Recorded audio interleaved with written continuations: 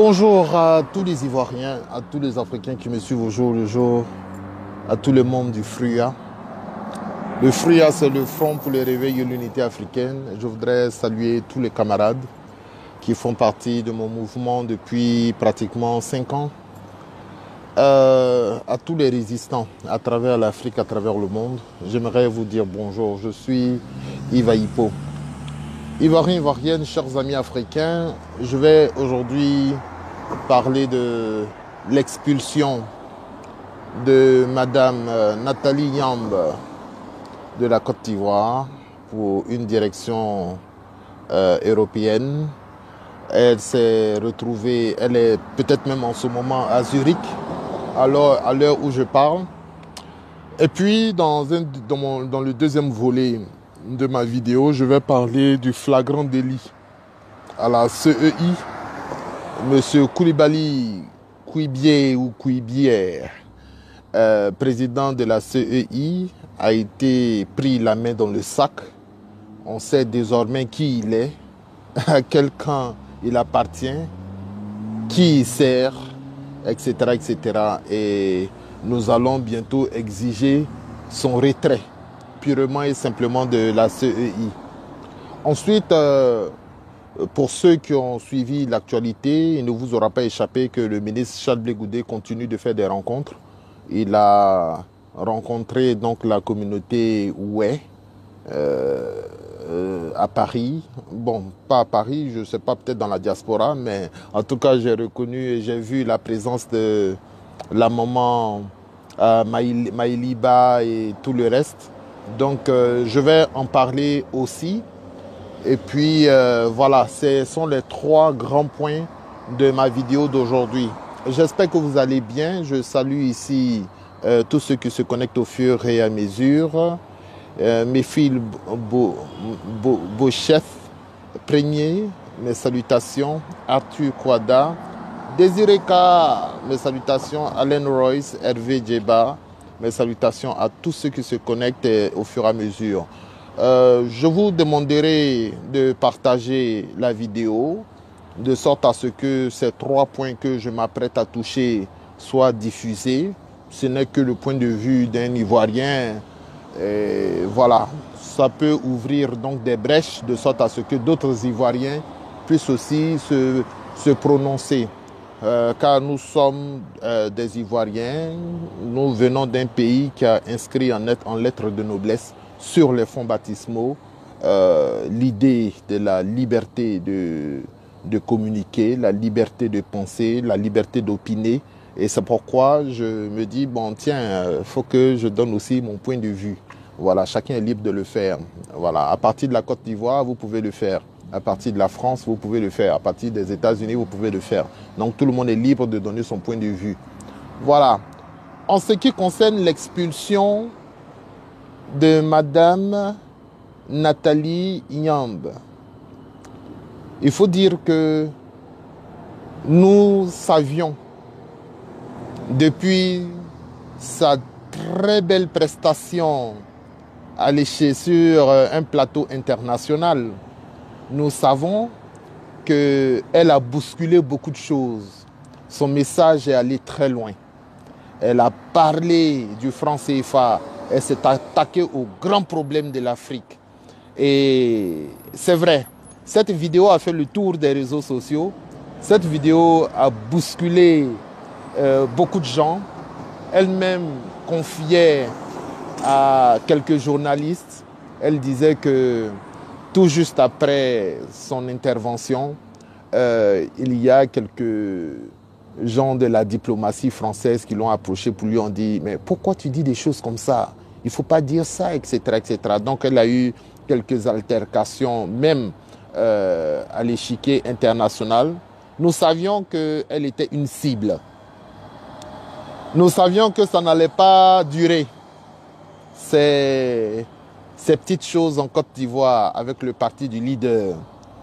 Donc nous étions préparés lorsque elle-même, avec Mamadou Koulibaly, lorsqu'ils ont vu cette convocation, ils ont simplement souri pour dire bon, on savait.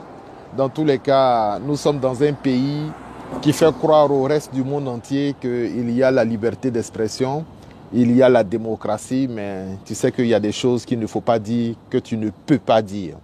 Donc Nathalie Nyambe a été entendue pendant plusieurs heures et l'État de Côte d'Ivoire en est arrivé à la conclusion qu'elle menait des activités qui n'allaient pas en conformité avec les intérêts de l'État. Voilà. Parce qu'il ne faut pas dire cette fois trouble à l'ordre public. C'est un peu trop rébarbatif maintenant. Les gens ont trop entendu ça. Lorsque Kémy Séba venait pour entretenir les foules, lorsque Kémy Séba venait juste pour l'éveil de conscience, ce qu'il fait un peu partout dans le monde, tout de suite il a été rejeté, il a été expulsé parce que, dit-on, il s'apprêtait donc à faire un trouble à l'ordre public. Voilà, donc pour éviter ce trouble à l'ordre public, il a été expulsé. Donc on ne pouvait pas dire la même chose de Nathalie Nyambe, puisqu'elle exerce en Côte d'Ivoire. Elle a été haut fonctionnaire en Côte d'Ivoire, notamment à MTN. Donc il ne fallait pas utiliser les mêmes prétextes, il fallait trouver d'autres prétextes fallacieux.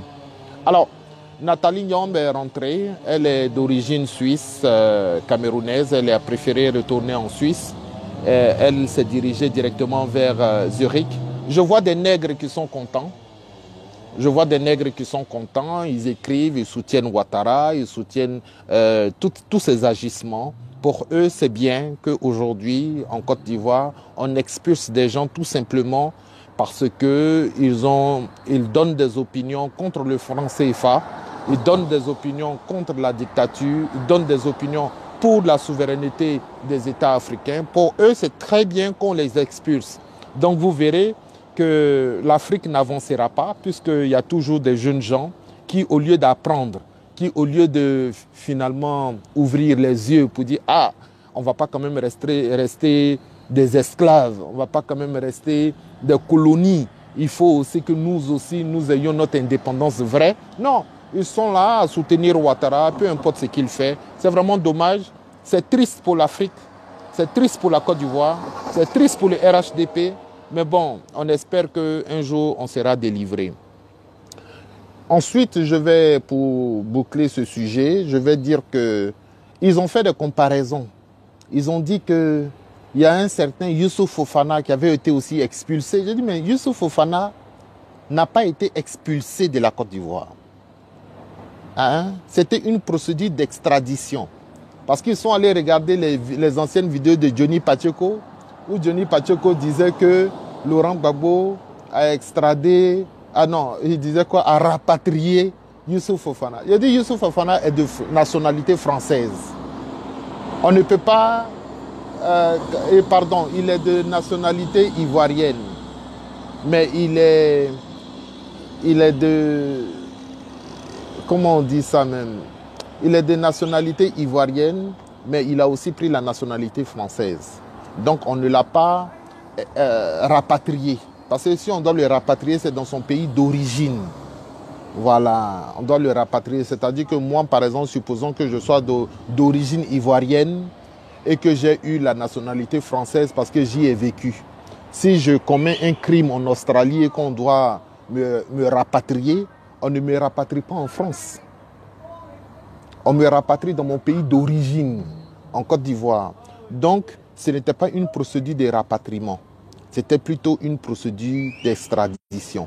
Et l'extradition est un thème où c'est une notion purement, juridique.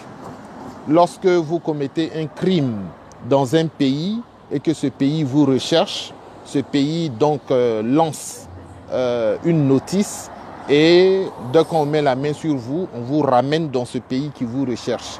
Voilà, c'est une question de... C'est la théorie donc de l'extraterritorialité juridique.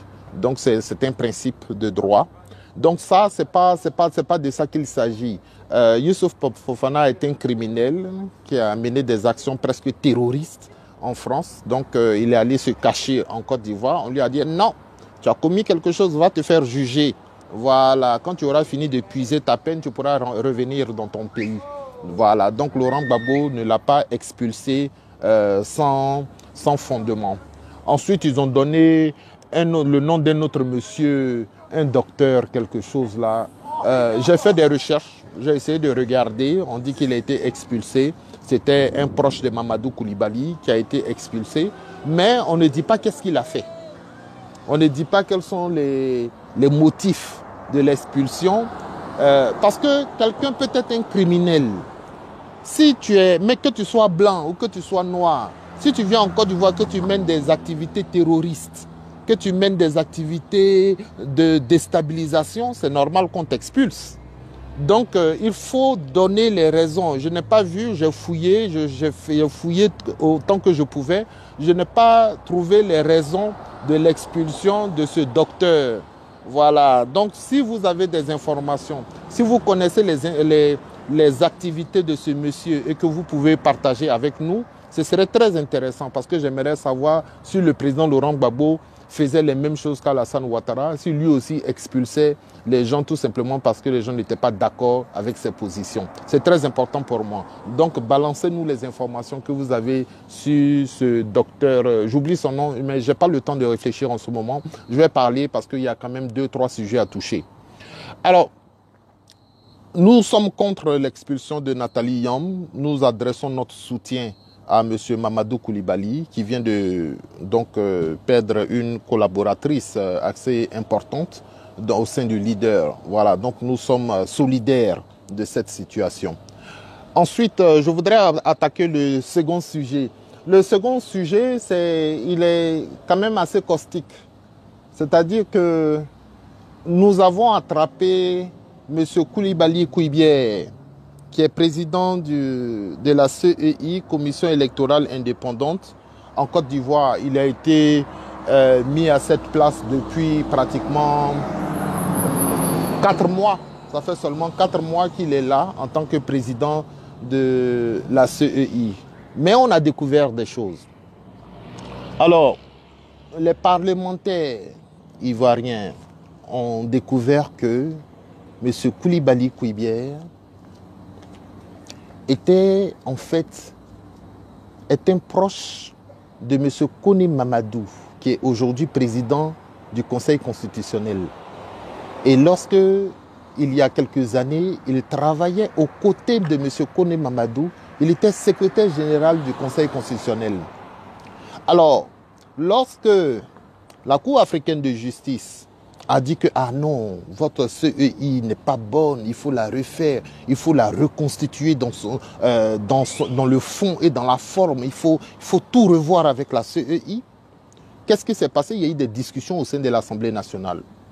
Et c'est pourquoi le RHDP, qui a beaucoup d'argent, a essayé de corrompre tous les députés, corrompre les députés, même les députés indépendants. Les députés, même au sein du PDCI, ils ont acheté beaucoup de députés pour pouvoir être les plus représentatifs au sein du Parlement. Alors, ce qui se passe, c'est que quand le débat sur la commission électorale indépendante est enclenché, eux, comme ils sont majoritaires, ils réussissent à écraser les autres mouvements, les autres partis politiques, les autres, comment on appelle ça bon, dans tous les cas, ils réussissent à écraser les autres. Hein? Alors, qu'est-ce que les gens vont faire? Ils vont adresser un courrier au Conseil constitutionnel pour leur dire que nous, on n'est pas d'accord. La Cour africaine des droits de l'homme et des peuples a bien dit que la CEI soit reconstituée en profondeur, soit revue en profondeur, et le RHDP fait un passage en force. Il va falloir que le Conseil constitutionnel vienne pour trancher cette affaire. Alors, cette demande des parlementaires, donc le mot que je cherchais tout à l'heure, c'est le groupe parlementaire, de ces groupes parlementaires qui ont écrit au Conseil constitutionnel, cette demande a été rejetée. Mais qui a rejeté ça, en fait? C'est ça, c'est là que ça devient intéressant. Eh bien, nous avons vu, on vient de découvrir que celui qui avait rejeté au Conseil constitutionnel, c'était M. Coulibaly Kouibie. C'était lui. C'est sa signature qui figure avec son nom. Quand il était au Conseil constitutionnel, il avait déjà rejeté les demandes des députés qui voulaient qu'on revoie la CEI. Aujourd'hui, ce monsieur se retrouve président de la CEI, alors que c'est lui qui avait rejeté. Donc, les gens ont dit, ah non, non, non, un monsieur comme ça ne peut pas être président de la CEI. Il y a forcément un délit d'initié ici. Il faut forcément qu'on le change. Parce que nous connaissons déjà ses points de vue. Il est très proche du pouvoir. Il est ami à Kone Mamadou, qui lui-même est ami de Ouattara. Et puis, le Conseil constitutionnel ne peut pas être représenté aussi à la CEI. Ce n'est pas possible. Puisque lorsqu'on fait les élections, c'est la CEI qui donne les résultats provisoires et le Conseil constitutionnel donne les résultats définitifs. Donc, si le président de la CEI a déjà travaillé avec le président du Conseil constitutionnel, mais il y a de fortes chances que les deux s'entendent pour donner les mêmes résultats. Donc, on ne veut pas de ça. On veut un individu intègre. On veut un individu qui ne sera pas là pour servir les intérêts d'un parti politique. On veut un individu indépendant qui pourra donc présider aux destinées donc, de cette commission qui est extrêmement importante dans le processus donc, électoral en Côte d'Ivoire. Alors, donc ça, c'est en ce qui concerne M. Coulibaly Kouibie, président de la commission électorale indépendante. Il faut informer le maximum de personnes. Très bientôt, les partis politiques en Côte d'Ivoire appelleront les jeunes gens dans les rues pour protester contre ce M. Coulibaly Kouibie. Nous avons déjà les garanties donc, de certains leaders de partis politiques, le PDCI, et EDS, etc., etc. Je crois que même certaines associations de la société civile sont aussi en train de se préparer pour faire une grande marche, hein, une démonstration de force et de puissance pour pouvoir dire non à cette énième arnaque. Donc soyez présents, soyez sûrs que nous allons continuer de vous apporter les informations qu'il faut. Et puis voilà, il faut mener une révolution parce que très bientôt il faudra chasser Ouattara du pouvoir. Ce n'est plus de la plaisanterie parce que vous voyez la dernière sortie de Ouattara. J'écrivais tout à l'heure sur ma page que la dernière sortie de Ouattara, c'est même une moquerie. Quelqu'un qui vient vous dire que si Henri Konan Bédié se présente, si Laurent Gbagbo se présente aux élections, alors je me présenterai. Mais ce n'est pas comme ça on fait la politique en Côte d'Ivoire.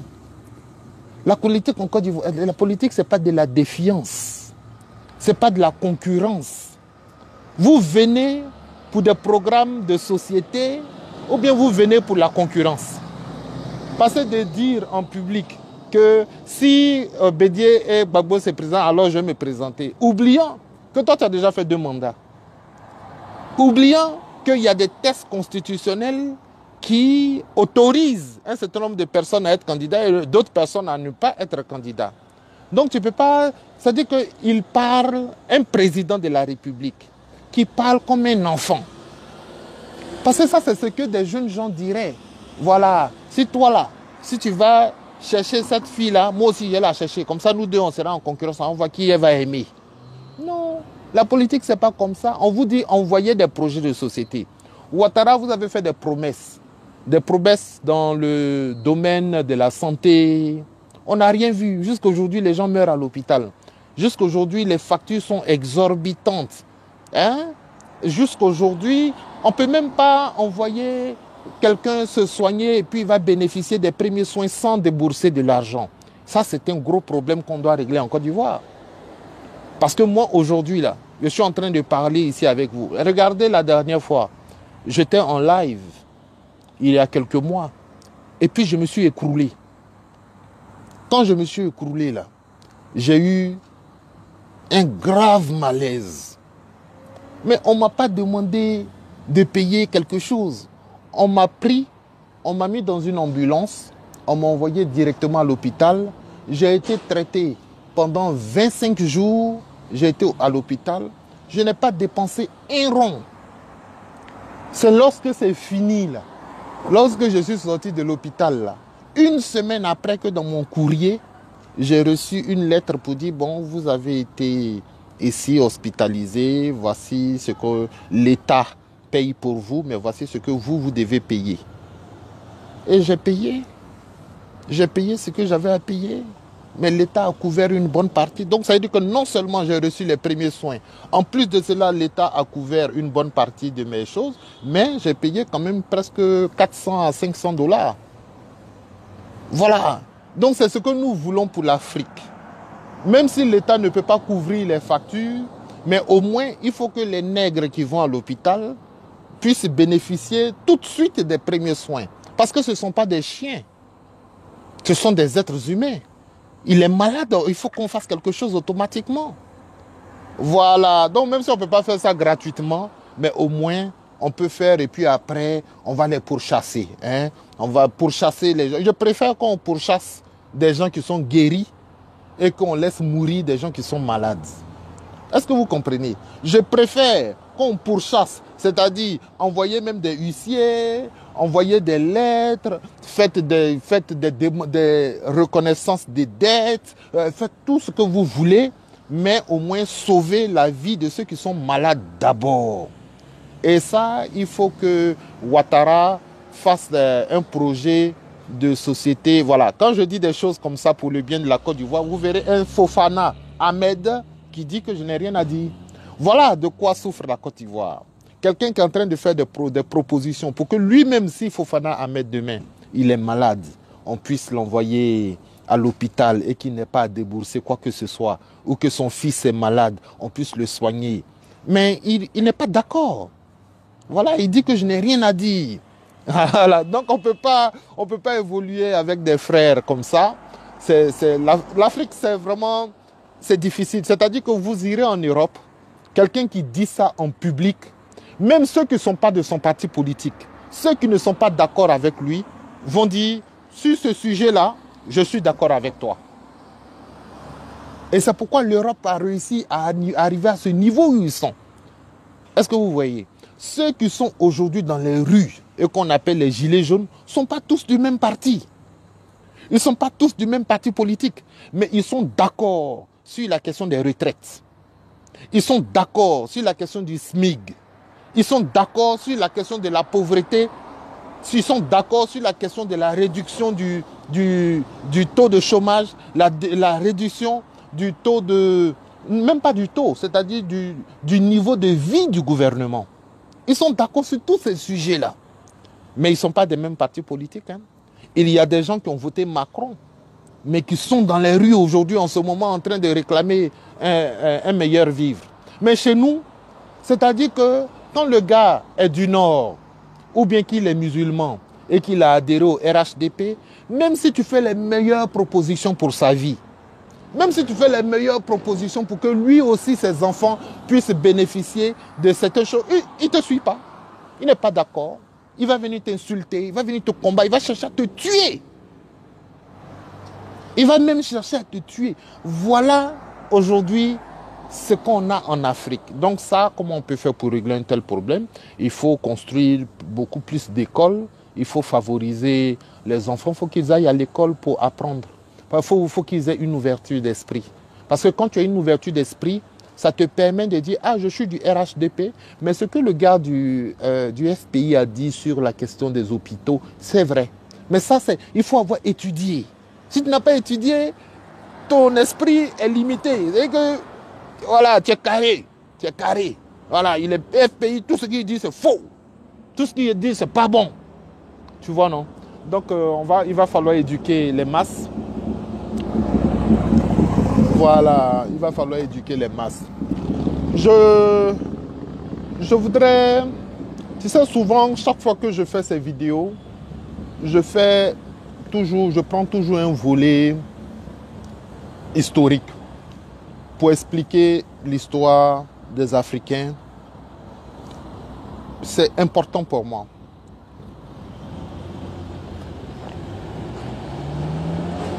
Je vais parler d'un autre pan de l'histoire. Parce que les Africains, comme je viens de le dire, ont tendance à applaudir tout ce que le chef fait.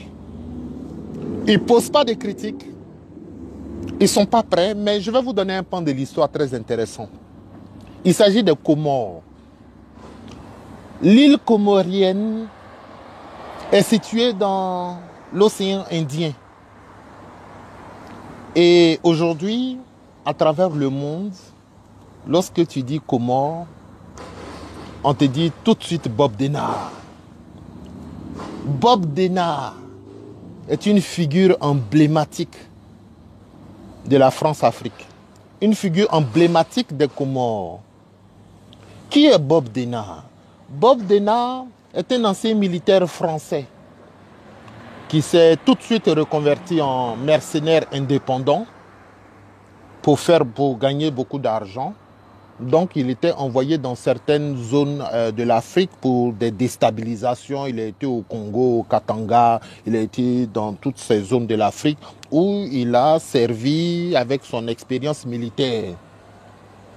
Et puis, il arrive aux Comores dans la période des indépendances. Je crois que c'est dans les années entre 68 et 70. Il arrive aux Comores. Il a à peu près 38 ans quand il arrive aux Comores. Et à cette époque, les Comoriens étaient en train de se débattre avec la France pour obtenir leur indépendance. Voilà, donc il y avait celui qui est le père de l'indépendance aux Comores, celui qui est à peu près comme notre Houphouët-Boigny. Il s'appelle Ahmed Abdallah. Donc Ahmed Abdallah va faire quelque chose d'extraordinaire, c'est-à-dire qu'au moment où on fait le référendum aux Comores, parce que le Comores c'est un ensemble d'îles, je crois que c'est un ensemble de 4 îles, il y a Anjou, il y a Anjou, il y a Moroni, et puis il y a Mayotte, etc., etc. Donc ils font une sorte de référendum pour dire, bon, est-ce qu'il faut faire l'indépendance? Alors, quand ils finissent le référendum, la France n'a même pas encore donné son OK, que Abdallah dit, bon, OK, allez, on a gagné, c'est bon, on fait l'indépendance automatiquement. Et il s'érige en président. Il s'érige en président sans avoir eu l'accord de la France. Alors, il devient tout de suite une cible française. Les gens se disent, attention, lui là, il vient nous manquer de respect comme ça, vient nous expulser, nous chasser, etc., etc. Donc, après quelques années seulement, Abdallah est renversé par un coup d'État, mais on ne le chasse pas du pays directement. C'est-à-dire, il quitte Moroni, il va s'installer dans une autre île qui était son bastion. Je crois qu'il est allé à Anjou. Et de là-bas aussi, il continuait de diriger. Donc, on se retrouve comme dans une situation en Côte d'Ivoire, voilà, où il y a 2 présidents. Donc, il y avait Ali Swahili, celui qui a fait le coup d'État. Ali Swahili est président donc, au niveau de Moroni. Et puis, Abdallah était au niveau d'Anjou. Donc, les gens ont dit, ah, le gars Ali Swahili a dit, bon, il faut que je me débarrasse d'Abdallah parce qu'on ne peut pas avoir quand même 2 chefs dans le même pays et tout. Donc, il passe des appels, et puis les gens lui disent, mais il y a Bob Denard qui est là. Ça, il va régler ce problème très facilement. Donc, on fait intervenir Bob Denard. Bob Denard va tout de suite, il va renverser Abdallah. Abdallah est obligé d'aller se réfugier en France. Il se réfugie en France et puis Bob Denard est tranquille, il continue de faire son mercenariat. Mais ce Ali Swahili est un révolutionnaire communiste, un peu dans le style Sankara, ce que la France n'avait pas vu venir en fait. La France était bien contente qu'on se débarrasse d'Abdallah, mais ne savait pas que le nouveau qui était venu allait développer des politiques agraires. Voilà, les terres nous reviennent, Voilà, un peu, tu vois, non, à la Sankara, là. Les gens l'ont regardé. Bob Denard s'est fâché. Il dit ça, c'est pas pour ça que j'ai fait le coup d'État. Bon, il est retourné même en France. Il est retourné en France. Parce qu'il dit, ah, moi, je ne suis pas d'accord avec le régime de Moroni. Donc, qu'est-ce qui se passe? Coup de théâtre. Abdallah va contacter Bob Denard. Abdallah qui a été chassé par Bob Denard va contacter Bob Denard pour dire, bon, tu m'as enlevé. Moi, je faisais un travail. Je pouvais te faire beaucoup de grâce. Je pouvais te donner l'argent. Tu pouvais être le roi si tu veux. Mais tu m'as enlevé. Donc, si tu me remets au pouvoir, moi, je vais te donner tout ce que tu veux. Donc, Bob Denard accepte. Et Bob Denard revient à Moroni. Il tue Ali Swahili. Il va le tuer. Il va renverser le régime avec 40 personnes. C'est-à-dire 10 blancs et puis 30 noirs, 30 nègres qu'il a pris sur le territoire, là, qu'il a recruté rapidement. Il va tuer même Ali Swahili. Donc on observe le grand retour. Et ça, les nègres ont applaudi. Et c'est pourquoi je prends cet exemple-là. Parce que voilà un blanc qui vient en Afrique, qui renverse quelqu'un. Après, il remet celui qui l'avait renversé. Mais quand il rentre à Moroni, mais il y a une haie comme ça des nègres qui applaudissent. Oh, Bob Denard, le retour de Bob Denard, et ça applaudit. Le retour des choses d'Abdallah, etc., etc. Donc Abdallah est applaudi, Bob Denard est applaudi, il récupère le pays. Lui-même, il prend une plage où il construit des hôtels, il fait tout ça, il fait beaucoup d'argent, il devient homme d'affaires et tout. Et puis, à un certain moment donné, les gens bouffaient tellement l'argent que la population a commencé à grogner pour dire, mais les mercenaires blancs, parce que c'est ce que les nègres font toujours. Ils applaudissent jusqu'au moment où ils ouvrent les yeux, leurs biens sont déjà partis. Tout est déjà parti. Ah, les blancs là, voilà, ils prennent tout, ils viennent ici, c'est eux qui font ceci, c'est eux qui font cela. C'est maintenant qu'ils se réveillent et ils veulent mener une révolution. Et donc, comment il s'appelle, Abdallah, tout de suite a peur. Parce qu'il s'est dit, ah, les gens sont en train de grogner, tout ça, bon, il faut que je me débarrasse des blancs là, il faut qu'ils rentrent. Et puis, ça fait quand même 10 ans qu'ils sont ici, il faut qu'ils rentrent. Donc, il y a une discussion chaude avec Bob Denard dans un bureau et Bob Denard va assassiner le président Abdallah. Ahmed Abdallah a été assassiné dans son bureau par Bob Denard. Et quand la France apprend ça, la France dit, ah non, non, non, non, non, non, non. Déjà, ça fait pratiquement 15 ans que notre type est là-bas, il fait des assassinats comme ça, ça déteint mal sur la France. Ça déteint très mal sur la France. Il faut que la France enlève son nom dans une affaire assez sale. Et c'est ce qu'ils ont fait avec Soro Guillaume. Quand Soro Guillaume fait toutes ces exactions-là, après la France dit, ah non, nous c'est vrai qu'on était venus, on voulait te soutenir un peu, mais avec tous les viols, les crimes, Diokoué, tout ça, non, nous on ne peut pas. Donc c'est ce qu'ils ont fait avec Bob Denard. Voilà, ils l'ont lâché, tu vois. Donc quand Bob Denard assassine Ahmed Abdallah, et puis bon, il y a un autre régime qui s'impose, Bob Denard est extradé. C'est-à-dire que les Français envoient un bataillon pour venir le récupérer. Mais comme il est intelligent, il savait que s'il essayait de résister, les gens allaient le tuer. Donc, il a fait appeler les caméras, la presse. Venez, venez, il y a des Français qui arrivent, il y aura une grande bataille. Donc, au moment où les Français arrivent pour le prendre, toutes les caméras sont déjà là. Les gens se disent, bon, ok, bon, allez. Donc, il a été expulsé du territoire tranquillement, pas de problème. Les nègres étaient contents. Ils étaient contents, ils ont dit, ah, enfin, Bob Denard est parti. Il est parti, vraiment, c'était la terreur, etc., etc. Alors, Bob Denard retourne en France. Et quand il a tué Abdallah, dans le même temps, le nouveau régime qui est venu a emprisonné les enfants d'Abdallah. Les enfants d'Abdallah ont été emprisonnés. Il y a un nouveau régime qui s'est installé. Alors, qu'est-ce qui va se passer encore? C'est extraordinaire. En 77,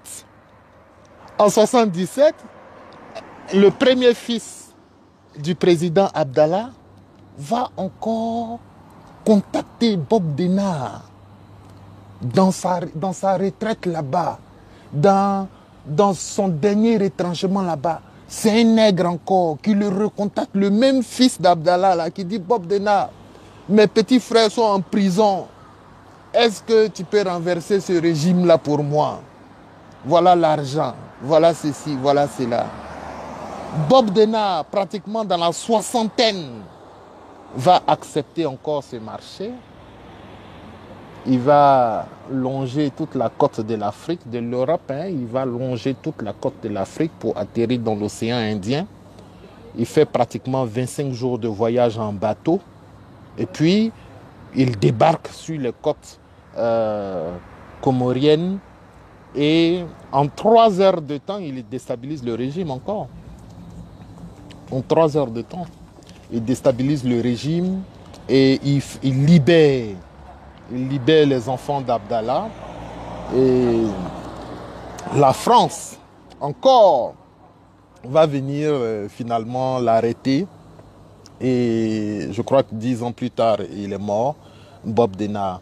Donc voilà, pratiquement 3 à 4 coups d'État réussis par Bob Denard. Et quand il faisait ses coups d'État, c'était en 3 heures de temps. Et puis il ne prenait pas beaucoup de gens, 30 personnes, 15 personnes, il vient, il fait très rapidement. Donc c'est un as de déstabilisation. Mais il a toujours été accueilli, toujours été acclamé par des nègres. Vous voyez, et même son dernier où il est venu renverser Abdallah, il y a eu des nègres qui ont dit: le retour du sultan blanc. Le retour des nègres ont encore acclamé Bob Denard. Et c'est comme ça. Aujourd'hui, moi, j'assimile Alassane Ouattara au Bob Denard, au sultan noir. C'est le Bob Denard africain. Ouattara a tenté tellement de coups d'État en Côte d'Ivoire, déstabilisation, rébellion. Aujourd'hui, il est au pouvoir. Il continue de faire ce qu'il veut faire, mais il est au service de la France. Il est au service des organisations internationales. Et c'est le Bob Denard de ces dernières années, Alassane Ouattara. Et il y a des nègres pour applaudir ça. Tout ce qu'il fait, il casse les quartiers des gens. Les gens voient leurs parents se retrouver à la rue, ils sont contents. Ah oui, c'est bien, parce que Boribana, c'est un quartier trop pauvre. Ah, c'est un quartier qui abrite des délinquants. Ah, c'est très bien. Ils oublient que pour pouvoir chasser des gens, il faut leur faire des compensations. Il faut des mesures compensatoires. Il faut des mesures d'accompagnement.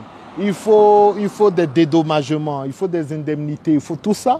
Non, on vient, on casse les quartiers et puis des enfants ne peuvent plus aller à l'école.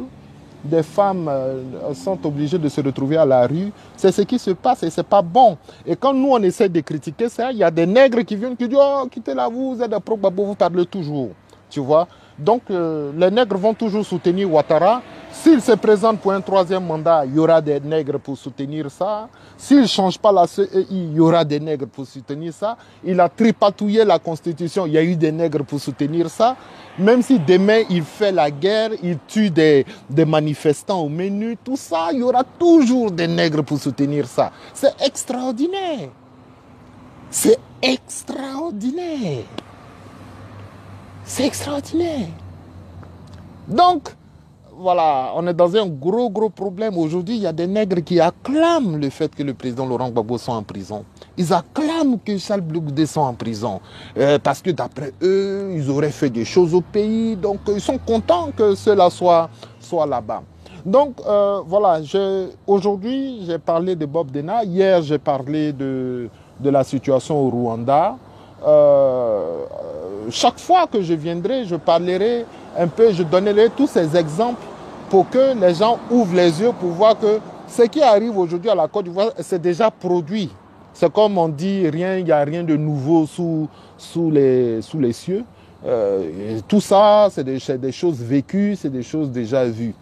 Voilà. Donc, je vais laisser ce sujet. Dans tous les cas, nous continuerons le combat et puis nous allons trouver les voies et moyens pour stopper Ouattara dans ses mauvaises besognes.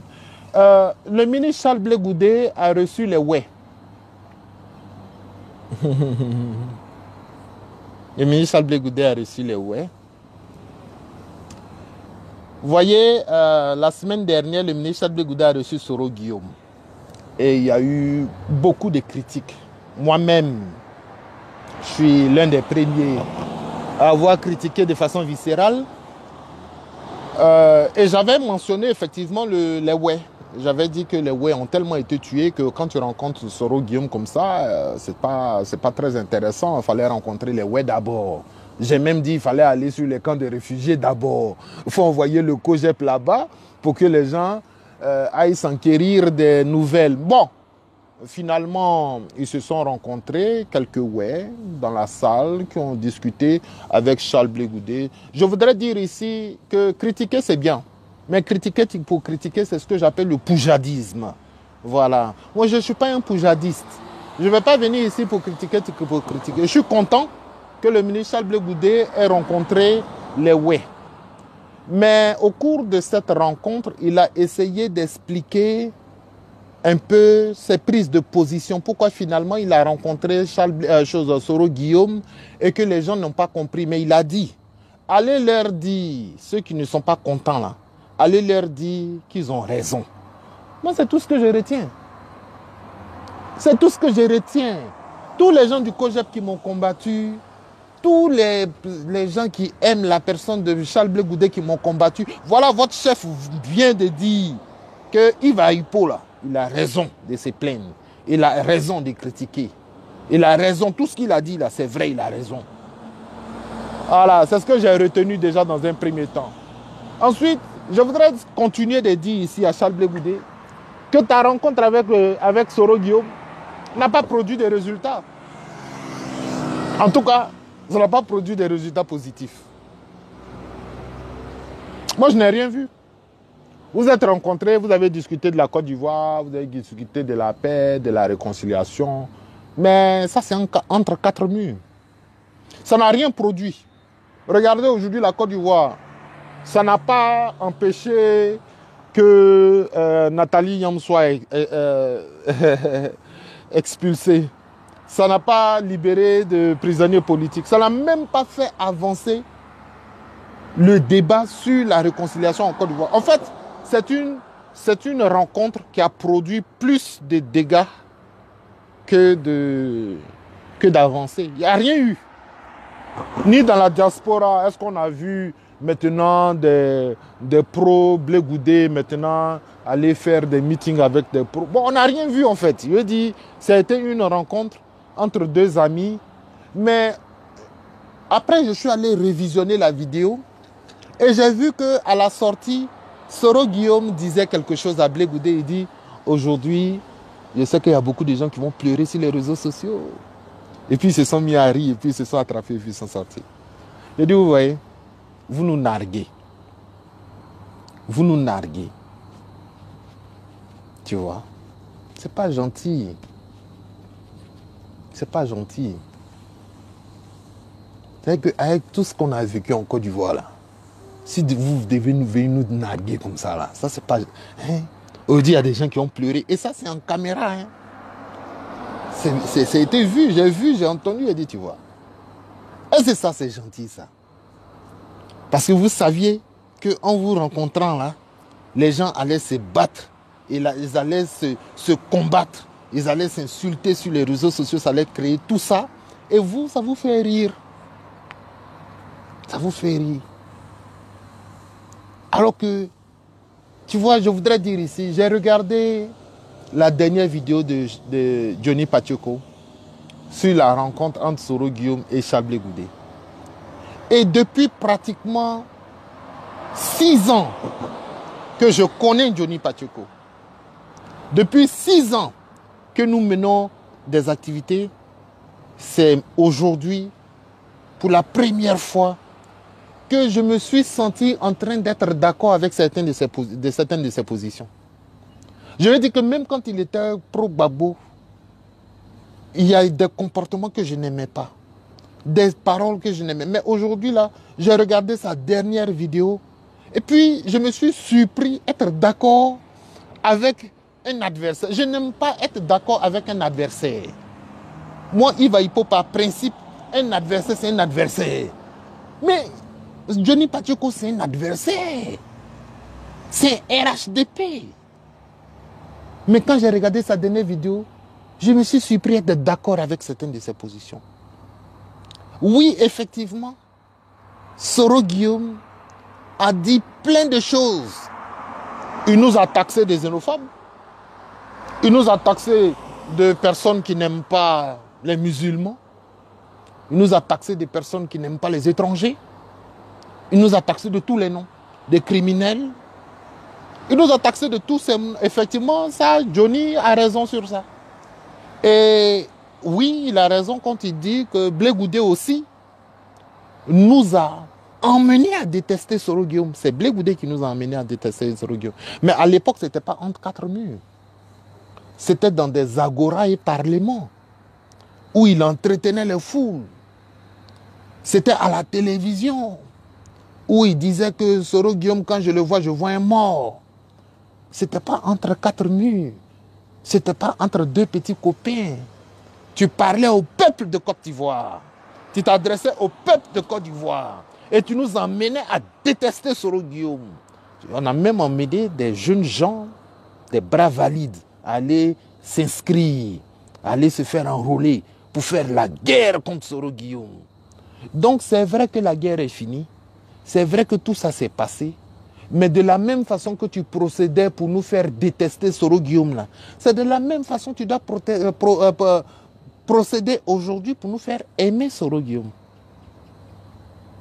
Je pense que c'est logique, non?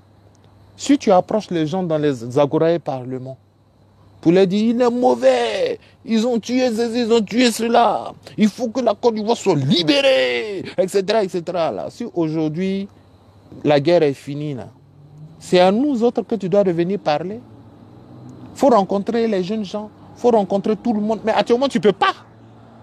Tu sais, lui qui est à Bobo là-bas, là, que tu rencontrais facilement dans les agoras, là. Aujourd'hui, tu ne peux pas le rencontrer parce que tu es en Europe. Eux, ils ne sont pas en Europe.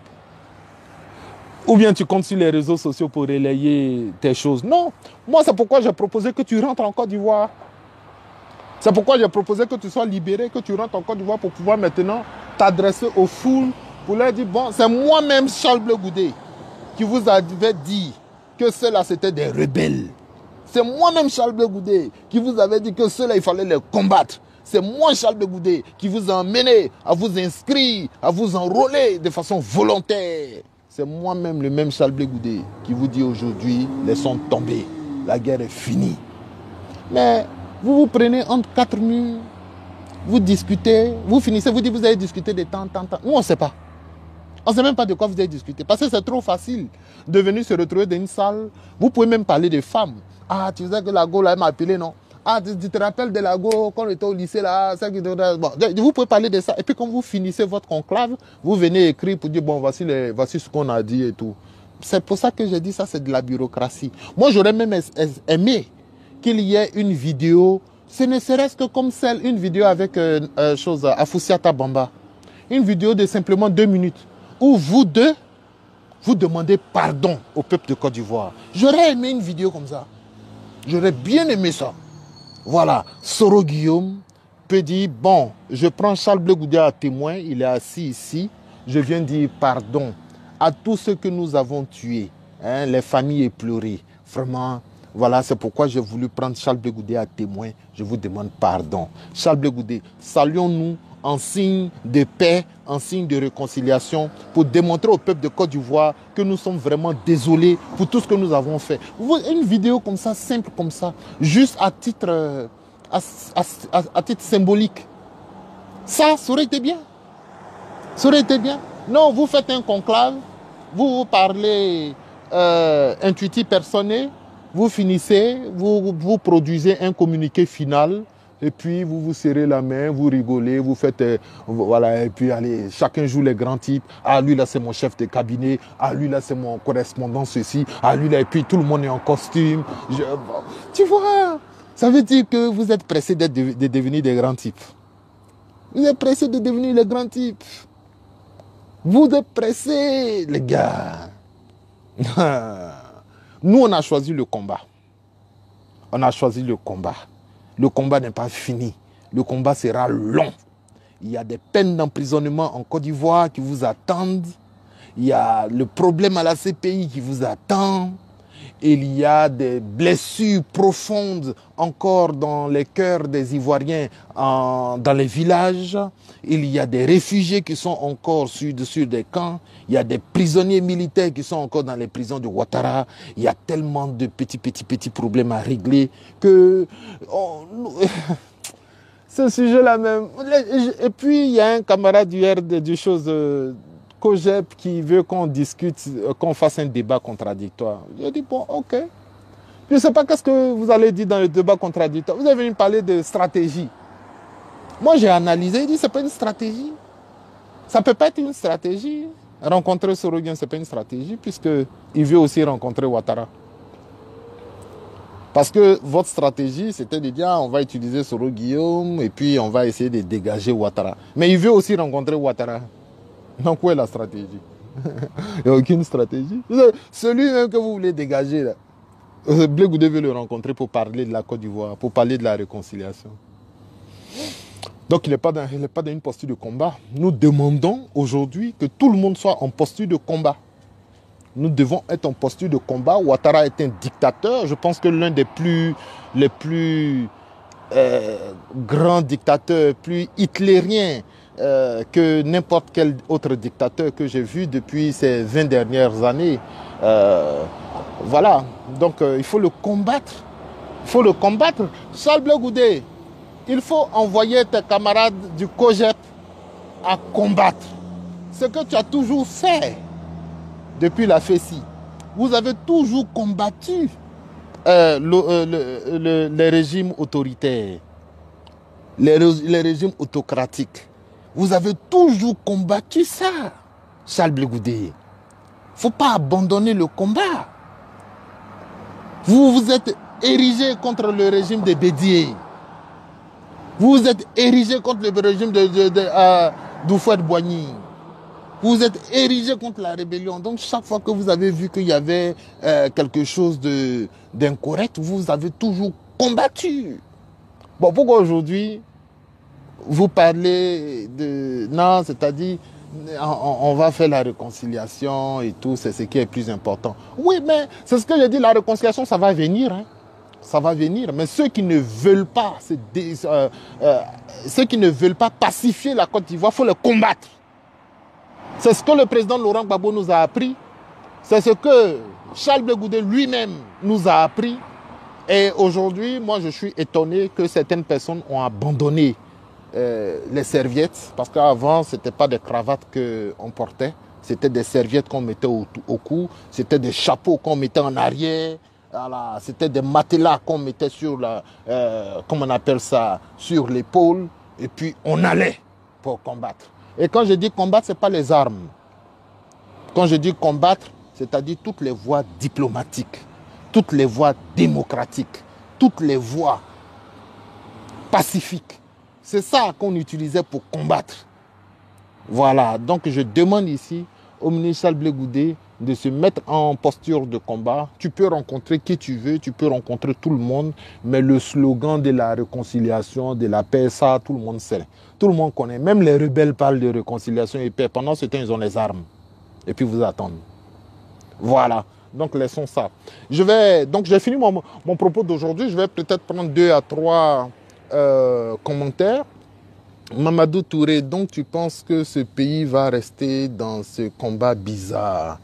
Ben, écoute, tu sais, le frère, Mamadou Touré, moi je ne suis pas ici pour... Vous savez que vous avez une compréhension qui est bizarre. Moi, est-ce que j'ai dit qu'on va rester dans la guerre pendant 20 ans? Je n'ai jamais dit ça. Hein, frère? J'ai dit Le président Laurent Gbagbo rentre. Le ministre Charles Blé Goudé rentre. Les prisonniers sont libérés. Les exilés rentrent. Et puis, on fait la paix. Tu ne comprends pas ce français-là? Mais je vais vous expliquer comment. Comment vous pouvez... Et puis ça, c'est un commentaire que je vois beaucoup. Vous pensez, même les gens du COJEP qui m'appellent, ils me disent la même chose. Donc, tu penses qu'on va rester dans cette position? Est-ce que j'ai dit qu'on va rester dans cette position pendant 50 ans? Ou bien, les conditions que je pose là sont trop compliquées pour vous? Libérer Abbaye là, c'est trop compliqué pour vous. Damana Picasse va rentrer là, c'est trop compliqué.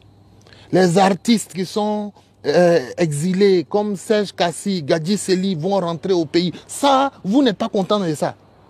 Yves Aïpo, même votre fils du pays, va rentrer là. Vous n'êtes pas content.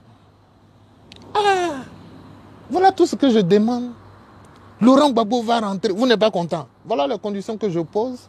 Je n'ai pas dit qu'on va rester comme ça, mais je dis tant qu'il y a des exilés, tant qu'il y a des prisonniers, tant qu'il y a un dictateur installé en Côte d'Ivoire, la réconciliation dont vous parlez est utopique. Elle est utopique. Voilà ce que je dis. Voilà, donc Mamadou Touré, j'ai entendu ton truc, mais tu vois, quand on parle, écoutez bien. N'écoutez pas avec les émotions. N'écoutez pas. Dites que le gars, il a dit ça, mais il a proposé.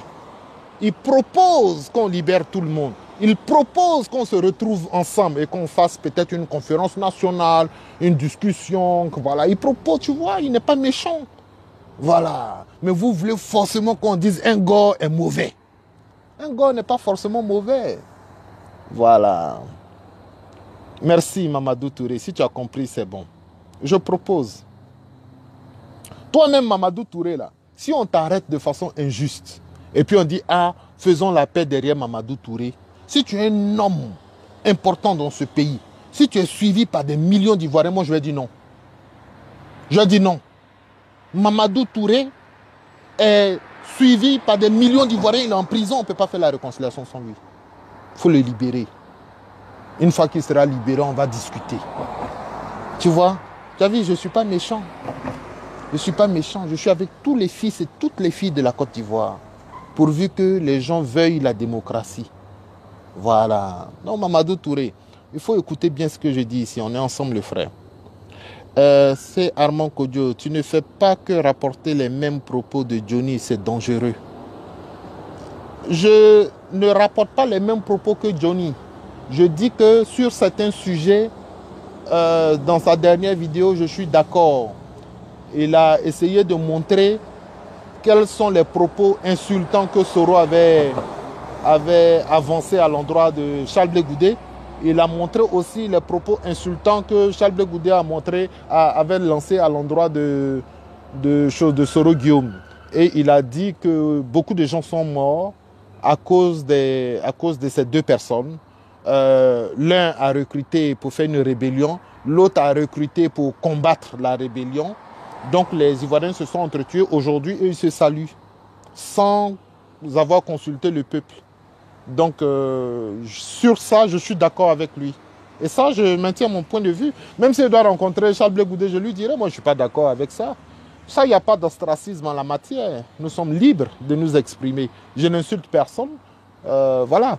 Mais je ne suis pas d'accord avec Johnny Pacheco lorsqu'il traite Charles Blé Goudé des criminels. C'est toi qui as tué Dodo Habib, c'est toi qui as triché. Bon, ça, c'est pas bon, ça, c'est des choses, je ne rentre pas dedans. Voilà, quand je dis je suis d'accord avec certains propos, j'ai bien situé. C'est pourquoi si vous ne faites pas attention, que vous n'êtes pas suffisamment intelligent, vous allez écouter mes propos, vous n'allez jamais vous retrouver. Alors que je fais l'effort de toujours spécifier ce que je dis. Quand je dis je suis d'accord avec certains propos de Johnny, j'ai donné des exemples. J'ai donné les exemples. Donc, je ne suis pas d'accord avec tout. Je suis d'accord avec une petite partie. Et c'est de ça que j'ai parlé. Voilà. Donc, il faut qu'on se comprenne, Armand Kodjo. Je vais encore prendre peut-être deux. Yannick Larba, c'est vrai qu'il y a longtemps que je ne te salue pas. C'est que chaque fois que je fais mes vidéos, je ne te vois pas. Mais salutations, mon frère. Voilà. Faut que je te salue. Tu es un frère. Alors, Godefroy. Blé Goudé est toujours en prison. S'il veut sortir, il doit le montrer au monde entier qu'il est un homme de paix. Oui, mais ça, c'est une erreur. C'est une erreur, le frère. Est-ce que Blé Goudé avait besoin de montrer au monde entier qu'il est un homme de paix avant d'obtenir l'acquittement? L'acquittement, c'est joué au tribunal avec des preuves. On a écouté des témoins. Les témoins n'ont pas pu convaincre le juge Kouno. Vous pensez qu'aujourd'hui, quand le juge Kouno dit que moi, là, c'est moi qui ai acquitté Laurent Gbagbo, vous pensez que c'est en fonction de ce que Blé Goudé a démontré en dehors du procès? Non. Lui, il se fonde sur les documents qu'on lui a donnés. Parce qu'on n'a pas pris son temps pour rien. Et on lui a pris des années pour un dossier vide.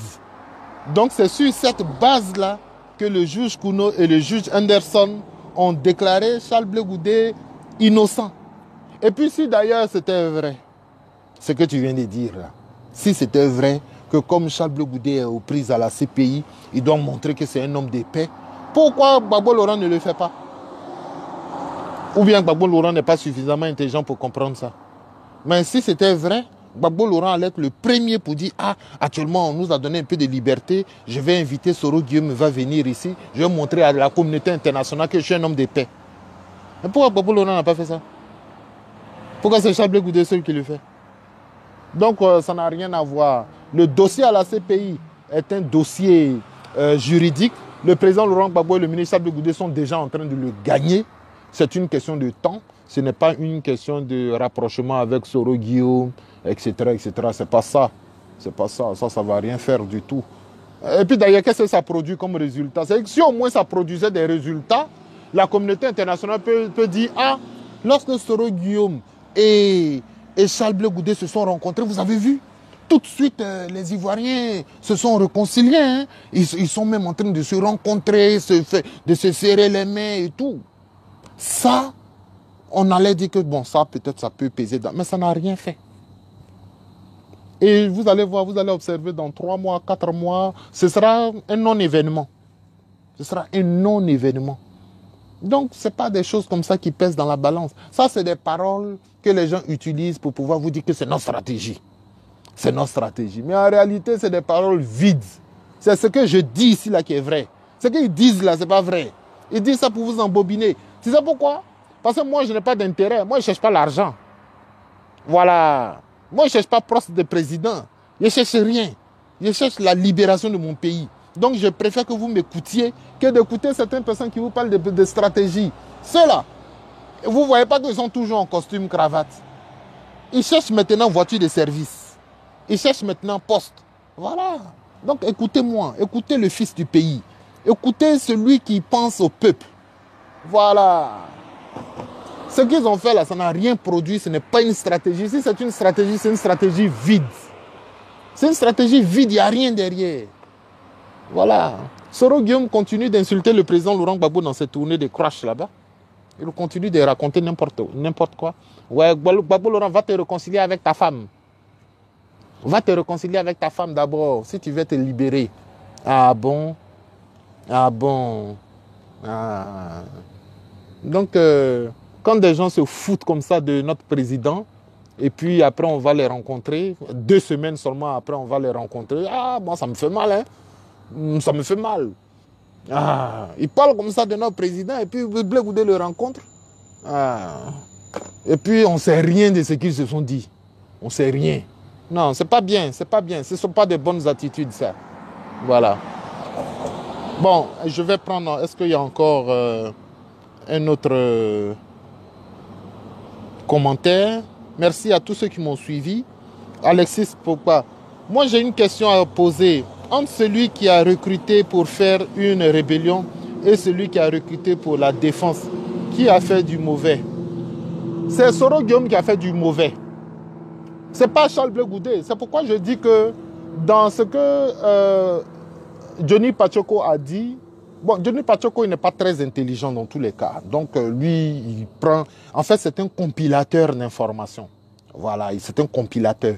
Il va faire des piles d'informations et puis il jette dans vos visages et puis il analyse comme il veut. Voilà, donc lui, c'est un compilateur. il n'est pas capable de contextualiser les choses, de les conceptualiser. C'est-à-dire il n'est même pas capable lui-même de réfléchir par lui-même. Donc ça, il est dangereux pour les réseaux sociaux. Voilà. Sinon, effectivement, je suis d'accord avec ta question. Entre celui qui recrute pour faire une rébellion meurtrière, pour tuer des Ivoiriens, et celui qui recrute pour la défense du pays, c'est celui qui a recruté pour la défense qui a fait du bon travail. C'est pourquoi nous avons toujours soutenu le ministre Charles Blé Goudé lorsqu'il était en posture de combat.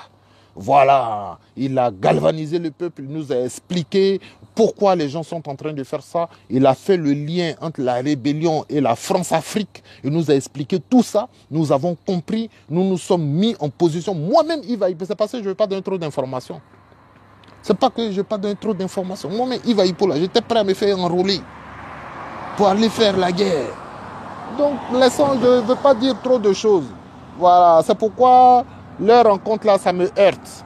Voilà. Mais ce que je suis en train de dire ici, c'est quand tu as fini de mettre tout ça dans nos têtes, quand tu as fini de nous expliquer que Soro Guillaume, c'est un mort vivant, et qu'il va finir comme Savimbi, quand tu finis de faire tout ça, et qu'après tu vas le rencontrer, on a l'impression que tout ce que tu avais dit, ça tombe à l'eau. Et donc, même si ça doit tomber à l'eau, parce que, comme je l'ai dit, peut-être que la guerre est finie, il faut maintenant avancer, mais ce n'est pas dans un bureau en 4 murs que vous allez gérer ça. Non, c'est pas comme ça s'est passé au départ. De la même façon que tu avais parlé aux gens, c'est de la même façon qu'il faut revenir leur parler. Voilà ce que je dis, c'est clair, non? C'est clair. Je ne sais même pas, c'est clair, pur comme ça, comme de l'eau de roche.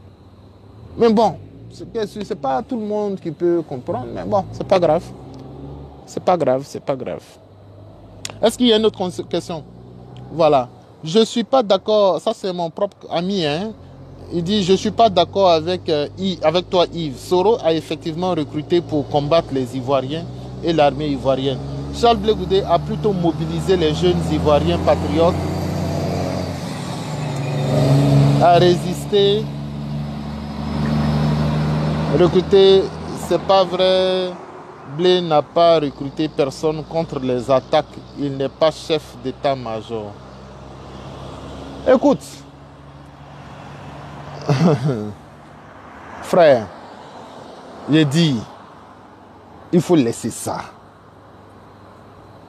Tu es mon ami, tu es mon frère, il dit, il faut laisser ça.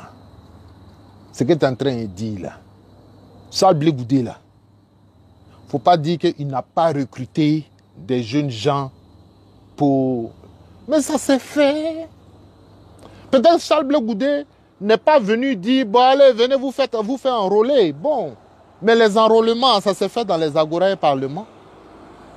Là où Charles Blé Goudé allait parler tous les jours, là où les gens allaient l'écouter, là, c'est là-bas que ça s'est fait, le frère. Il y a les images, il y a les vidéos, il y a tout. Ou bien, tu as dit qu'il va y mentir ça. Mais je ne dis pas qu'il a fait ça pour la mauvaise raison. Je dis qu'il a fait ça pour la bonne raison. Moi-même, j'allais aller me faire enrôler. Donc, c'est pour te dire que c'est pour la bonne raison que ça a été fait. Ça a été fait pour la bonne raison. Il fallait défendre le pays. Donc, Charles Blé Goudé a bien fait de recruter des jeunes gens. Mais c'était un recrutement volontaire. On n'a pas forcé des gens. Nous ne sommes pas des esclaves, des enfants soldats. Non. Nous sommes allés. Nous avons voulu défendre les couleurs de la Côte d'Ivoire. Voilà. Mais tout ça, ça a été fait par des discours publics. Et aujourd'hui, il n'y a plus de discours publics. Aujourd'hui, c'est des rencontres entre 4 murs. Voilà ce que j'explique. Voilà ce que j'explique. Donc, je te donne raison que Charles Blé Goudé n'est pas un mauvais type. Il n'a pas fait quelque chose de mauvais. Il a simplement défendu sa patrie. Mais je dis qu'aujourd'hui, là, s'il devait changer de stratégie, il devait au moins nous expliquer. Parce qu'il y a des gens qui étaient prêts à tout donner pour ce combat, qui sont aujourd'hui blessés, qui ont perdu un œil, qui ont perdu un pied, qui sont assis là-bas. On ne leur a rien dit. Et ils voient, ah, voilà, celui on nous avait dit d'aller le combattre, le voilà qui est assis là-bas. Toi-même, mon frère, là, toi, tu es mon ami, non? Si tous les jours, toi et moi, on s'appelle comme ça, et puis tu te dis, ah, il écoute, c'est ce qu'il est mauvais. Non, c'est un serpent. Non, il faut faire attention. Et si tu sais quand il écoute, il a essayé de m'assassiner. Je te dis tout ça. Et puis demain, tu me vois, on dit, ah, il va arriver à Paris. Et puis il va arriver, ah, il écoute, ils sont en train de marcher. C'est en train de rire, causer, etc., etc. Mais quelque part, tu vas te dire, mais Iva Hippo, c'est un faux cul. C'est un faux type. Avec tout ce qu'il m'a dit, le voilà aujourd'hui, il est avec Aïe, le coup de centre marché. Tu vois, non? Donc, c'est ce qui nous arrive. Donc, essayez de comprendre ce que je dis. Hein. Si vous ne me comprenez pas là, vous allez me blâmer pour rien. Vous allez me blâmer pour rien. Voilà. Mais c'est un témoignage à décharge. Il a une légalité pour recruter, c'est grave. Non, non, non, non, non. Je ne dis pas que Charles Blé Goudé officiellement est venu recruter des gens. J'ai dit, il y a eu des recrutements pour la cause du combat de Charles Blé Goudé. Je n'ai pas dit que Charles Blé Goudé avait la légalité de recruter des Ivoiriens en Côte d'Ivoire pour faire non. J'ai dit, pour le combat là, pour la dignité de l'État de Côte d'Ivoire, contre la rébellion, des recrutements, des enrôlements ont été faits. Est-ce que c'est faux? Même d'un point de vue officiel, l'état-major même a lancé des enrôlements. L'état-major même de Côte d'Ivoire a lancé des enrôlements. Ce n'est même pas seulement les jeunes patriotes. Même l'état-major a lancé des choses. Même à Yamoussoukro, il y a eu recrutement. Toi, tu étais à Yamoussoukro, non? À Yamoussoukro, il y a eu enrôlement pour pouvoir repousser les rebelles. Donc, frère, je sais de quoi je parle. Je ne dis pas que Charles Blé Goudé avait le pouvoir de recruter des gens. Je dis que ça a été fait. Et tous ceux qui se sont enrôlés, c'était pour son combat. Voilà, c'est pour son combat qu'ils se sont fait enrôler. Et ceux-là, aujourd'hui, sont déçus. C'est de ça que je parle, le frère. Voilà. Écoute, j'ai beaucoup parlé aujourd'hui. C'était une vidéo pratiquement de 2 heures de temps, je crois. Hein? Je ne sais pas, vous pouvez dire. Je vous aime infiniment. La prochaine fois, je reviendrai pour parler encore des choses qui nous concernent. Portez-vous bien, que Dieu vous bénisse et à très bientôt. Iva Hippo.